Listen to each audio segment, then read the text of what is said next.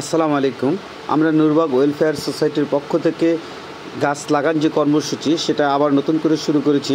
এবারের কর্মসূচিটা হচ্ছে আমাদের রোডের পাড়ে যে ওয়াকওয়ে রাস্তাটা আছে এর দুই সাইডে জায়গাগুলো দখল হয়ে যাচ্ছিল, সেই দখলগুলো মুক্ত করে আমরা সুপারি গাছ নূরবাগ মোচর থেকে গাউসুল আজম জামে মসজিদ পর্যন্ত আমরা গাছগুলো লাগিয়ে দিয়েছি এবং দুই সাইডের যত অবৈধ স্থাপনা ছিল সবগুলোকে আমরা পরিষ্কার পরিচ্ছন্ন করে ফেলেছি। ওয়েলফেয়ার সোসাইটির পক্ষ থেকে আমাদের গাছের কার্যক্রম চলতেছে। এই যে যারা দেখতেছেন নূরবাগ ইয়াং জেনারেশন, এখানে আছে আমাদের সম্মানিত ইমাম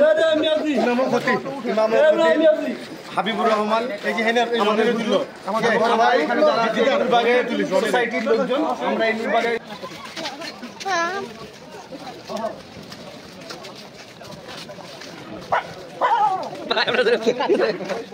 ভাই সেটি একটু